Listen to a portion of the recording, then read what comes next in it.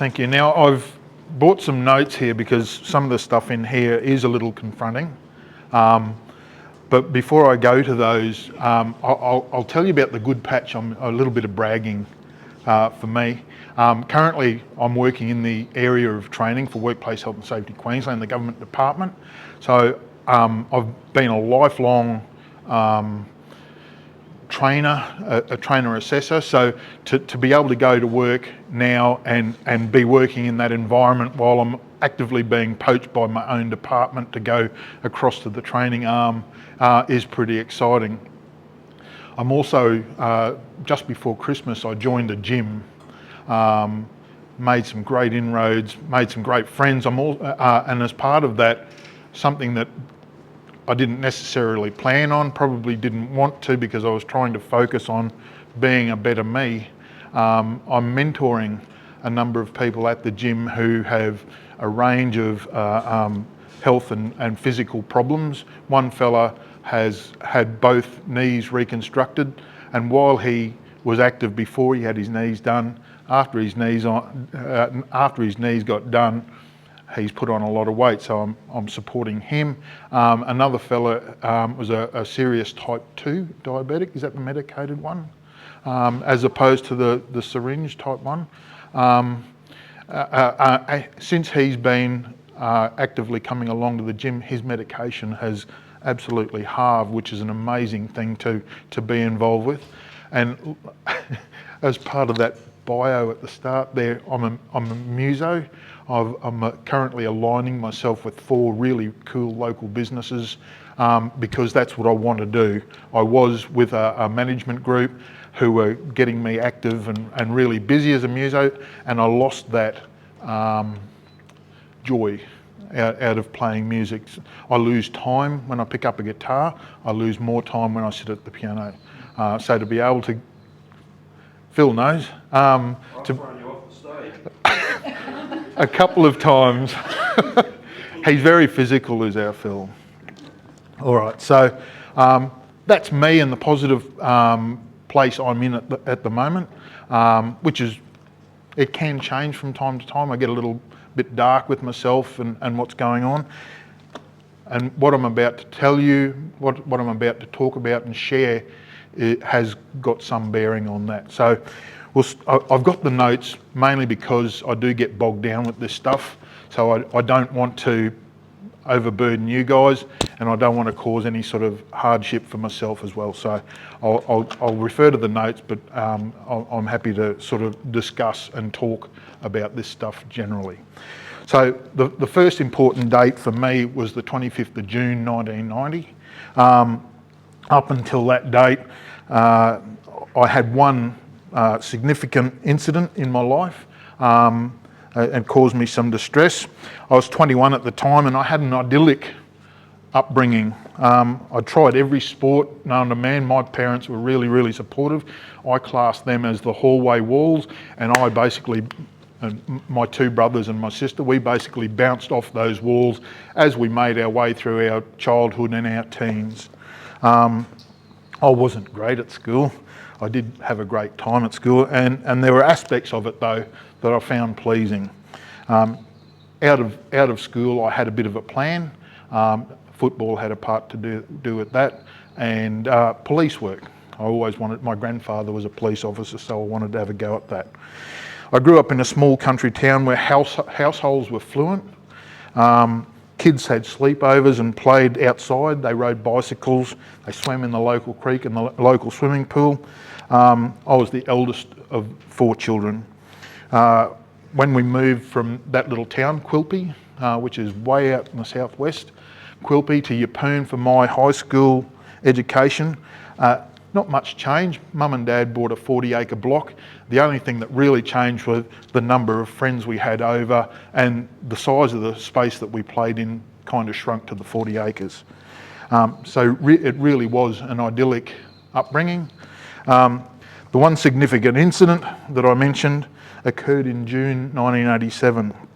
I was 18 years old by 1 month. I was a footballer in a footballing family. I had potential to play in the ARL, and I had talent scouts from ARL teams, which is now the NRL. I had talent scouts coming to all my games to watch me play. The incident that I talk about was the result of 3 hits. The first one was a head-high tackle. It was so serious, the last thing I remember about the tackle was my feet disappearing up in front of me. The second tackle was a defending player. I'd been tackled, put on the ground, and a defending player dropped on my neck with his knees. And then there was the third tackle, I don't remember. I woke up on the ground. I can remember all these faces over the top of me with concerned looks, and I had pins and needles in my hands and feet. I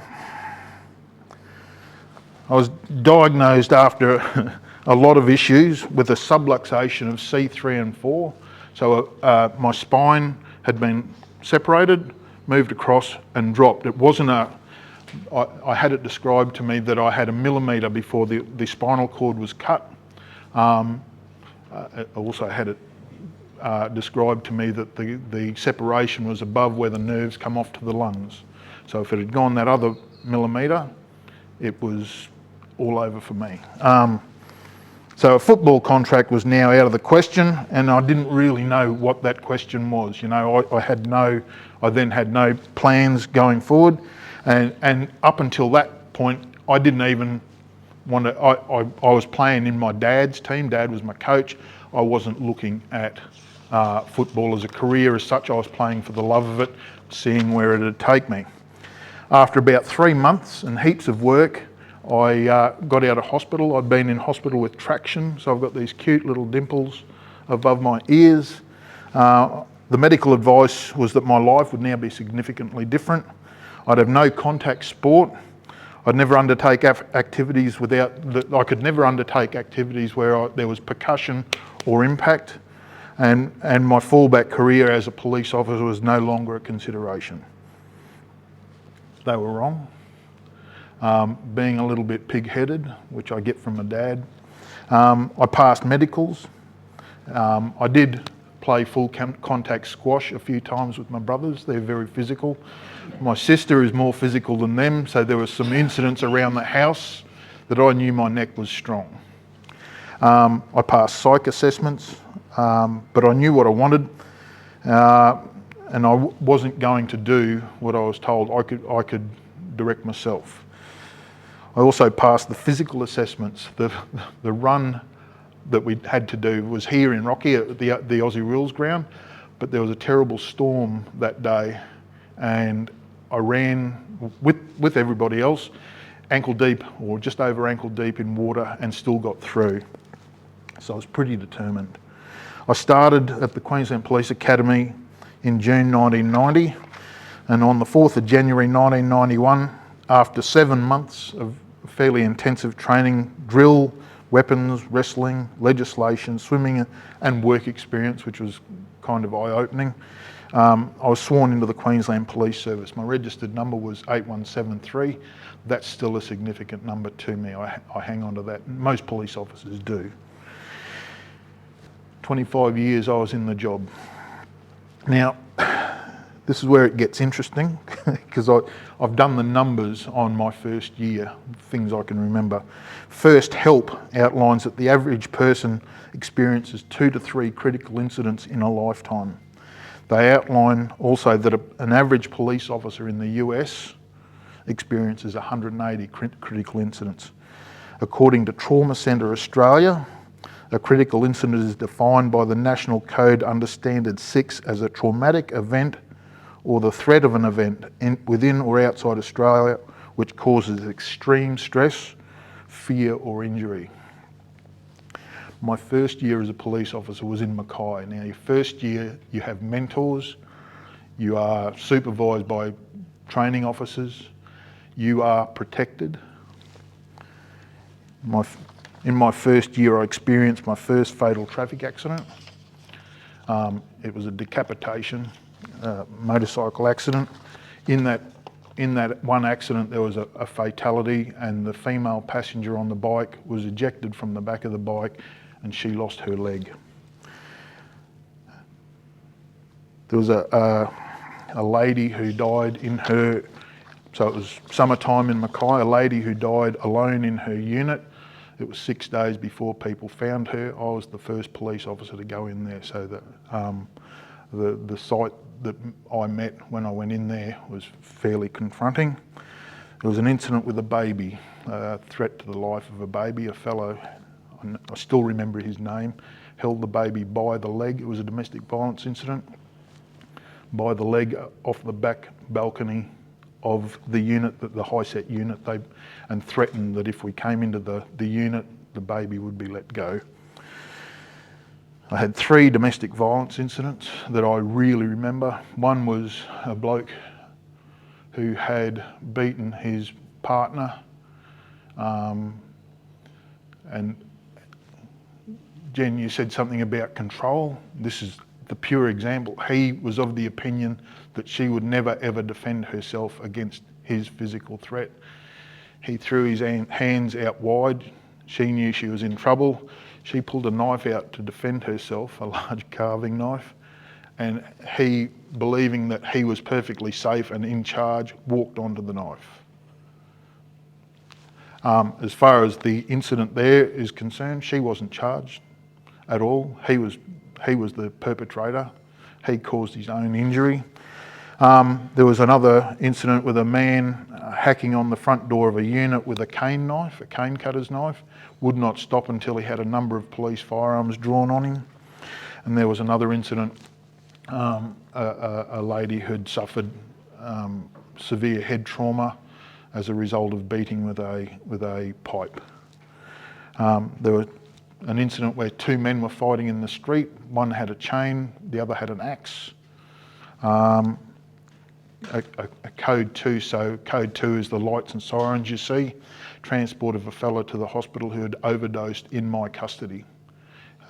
We'd done a search on his caravan, and unbeknown to me, while we were doing that, he swallowed a handful of pills, had an adverse reaction while we were taking statements from him in the police station. There was a New Zealand ex-soldier, this is the one that affected me the most, a New Zealand ex-soldier who was living in a halfway house. He was comfortably set up, nobody knew that, but he was looking after some veterans. He would take them to the hospital, their medical appointments, shopping, to church on Sunday. He reported at the Mackay Base Hospital on Thursday with a cold. Medical staff held him in. On Friday he lapsed into a coma and he died on the Sunday.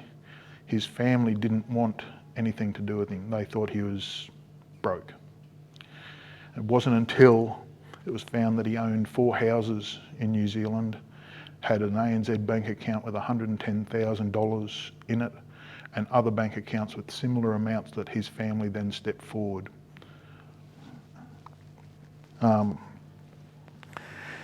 I was a solo trainee in the Mackay City Watch House on night shift. There was a fella, I could hear this ripping sound, and there was a fella in the back of the watch house ripping the old covers off the mattresses, and he was plaiting a rope in order to hang himself.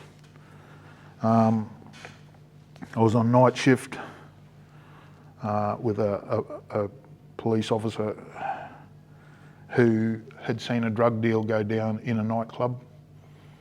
He was plain clothes, he followed the dealer, and in the night time he had his headlights off, and he's impacted the centre bollards on a railway crossing. The railway crossing's no longer there, but he hit that because he was lights off and no seatbelt, because he was watching this.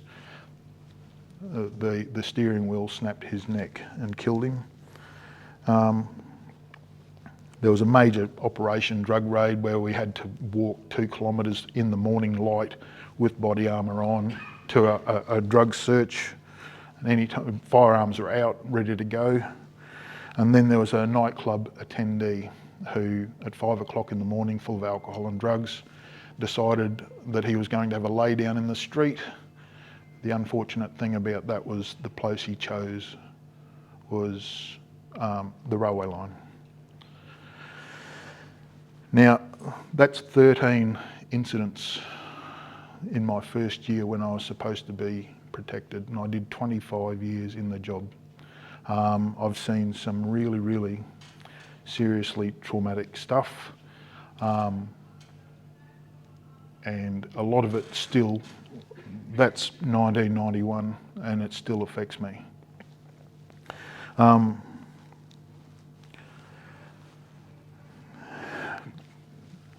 The figures that were quoted about, I think they're seriously undervalued. I would not like to think what paramedics, ambulance, medical personnel go through in their lives with traumatic incidents during their professional lives. The thing that I think has gotten me through this sort of stuff is the positive attitude. I try and maintain a positive attitude with everything I do, I hope. When I finished with the police, I'd been told by a number of different people that I was angry all the time. And one of those people was particularly close to me. I heard that, but I also noticed with myself that I was struggling to sleep. I was struggling to get to sleep. I was struggling to maintain clear thought and struggling with motivation. I put myself under a psych because while there are systems within the police to support you when you're going through these troubled times, the encouragement to use those facilities is not there.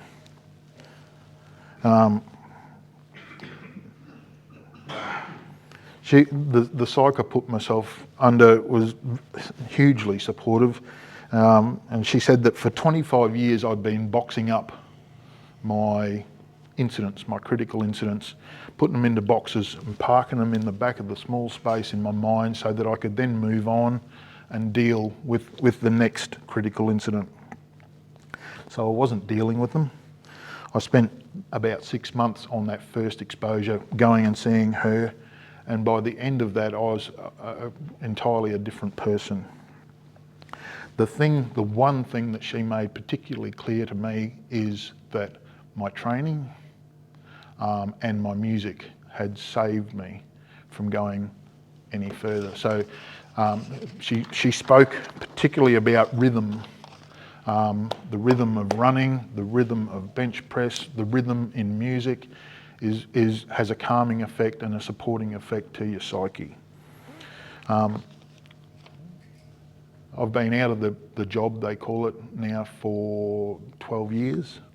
I'm not right. Most of the time I cope. My wife is also ex-police, so we're aware of each other's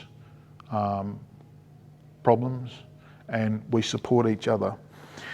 In 2013, I was working as a surveillance officer with probation and parole here in Rocky. This is not such a bad thing. And I was driving along Berserker Street.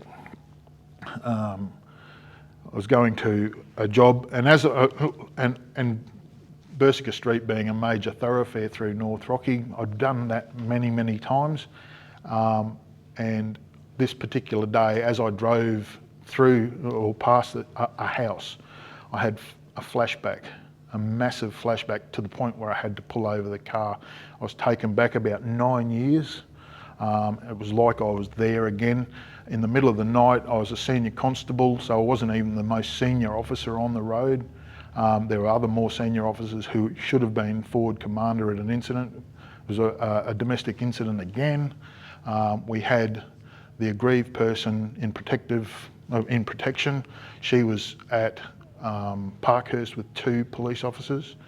We had a number of different houses in Rockhampton and Yeppoon where he could have been intoxicated, affected by drugs and armed. So high stress incident. Add to that, we had a detective that was trying to climb into the house where it turned out he was. As he went over the fence into the backyard, so we had eyes on back and front of the house, the fence collapsed, broke his ankle. So we had a police officer injured, as well as an intoxicated person with a firearm. We were able to take the offender into custody. He actually came out and surrendered, but just all that information came back to me. I smell things that aren't there. There's all sorts of issues that I have, but I'm really, really well supported in what I do to get through. I only tell you that to give you that perspective on how these things do affect me.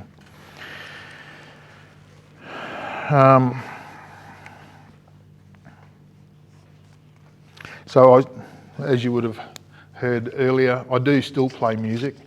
As I've spoken about already, I am back in the gym.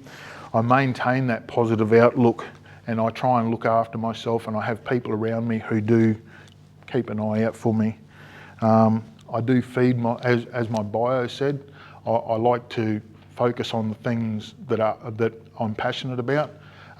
That means you want to be involved. I've helped other police officers who don't identify that they've got, they identify that they don't have a passion, so I encourage them to find that passion so they've got something more than just that police work, that stress in their lives. So I feed my passions. I have a fantastic guitar collection that I was talking to Phil about earlier. I have a fantastic motorbike collection. I continue training.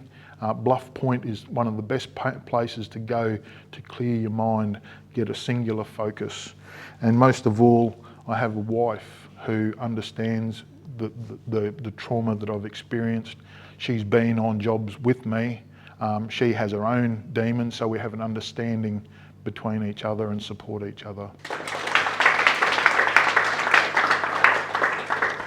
I think the first step is to have those structures in place, but it's also, as I said, the big thing is also to encourage people to use the facilities that are in place. There is I was a peer support officer with the police. They have mental health support. EAP is active within the police, but there's still a significant stigma. As a police officer, you sort of got to be seen to be strong. I know police that have been in domestic violence incidents as aggrieved people, and it's broken them in their career. They can't find the direction or the fortitude to keep moving forward. They don't realise that they can support people because of their own experiences. But if organisations have those structures in place, they've then got to go that step further and encourage their people to actively utilise those facilities without stigma. Before I spoke to her, I wish I could remember her name, she was amazing. Before I spoke to her, I was pretty lost. Like there was a number of symptoms that I recognised in myself. I could not, I'd be halfway through a conversation and then just drift off. I had no focus. I was tired. I couldn't get to sleep. When I could get to sleep, I couldn't sleep for long. And then with the tools that she gave me and the encouragement she gave me, the end thing was that room was full. I had to be able to deal with that. She put things in place for me to deal with that. But it was that, for me, music and rhythm, so training. I was running half marathons at that stage. I was pretty lean and fit, but I still train, and strangely when I walk, and I think it's more to do with the rhythm, when I walk or when I run, I count. So it maintains that rhythm, and I think there is something in that.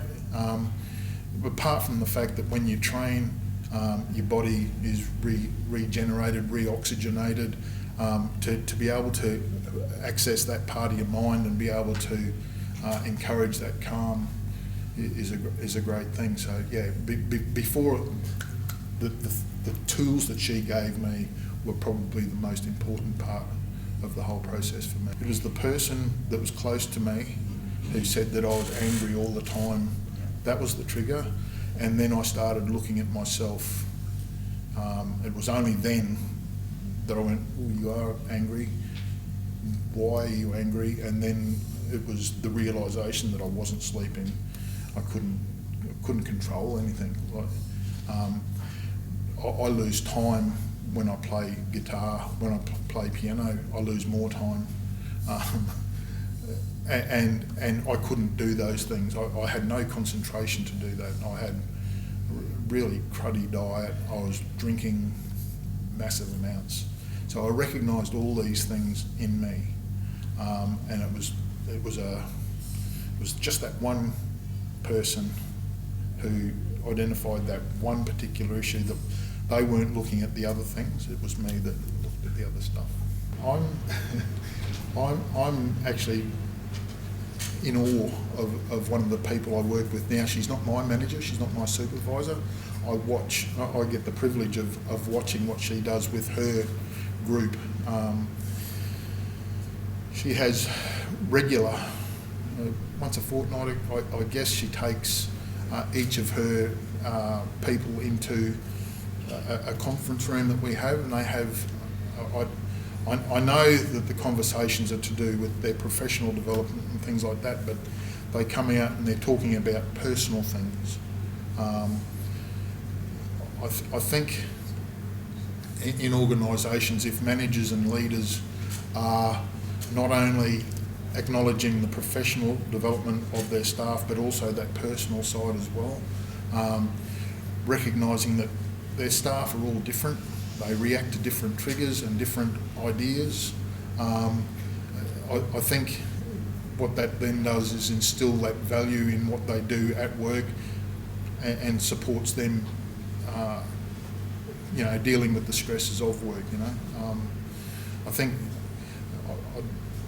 I haven't got to the stage yet of being brave enough to go and say to her, you're doing a great job. I really credit you for what you're doing. But her staff, they're motivated, they're eager, they're happy to come to work. It's a great thing to watch. The one that particularly comes to mind, I was her sergeant. And in the position I was in, we'd work a block, 1 or 2 weeks together, and then you'd move on to somebody else. But I found that where other people were coming to work and they were keen to get in and do the job, and they were enthusiastic, and generally you have to be that as a police officer for safety reasons, apart from anything else. I found this person was hesitant, dour, almost sad with coming to work. So I had that conversation with her. She said, I've got my daughter's moved out of home, and I've got nothing else at home that I want to be at home for, and it's affecting everything that I do. And I talked to her about, and she knew me fairly intimately, as in I'm a pretty open book. I'll talk about anything. And she knew, because you work right there beside that person, she knew the things that I was doing and the things that I was looking forward to. And I noticed that she wasn't sharing anything, and it became apparent that there really was nothing for her to get enthusiastic about, get motivated for. Work was just a job, and when police work becomes just a job, you can become complacent, and bad things happen. So it just started as a very, very informal conversation, and we worked on finding things with her.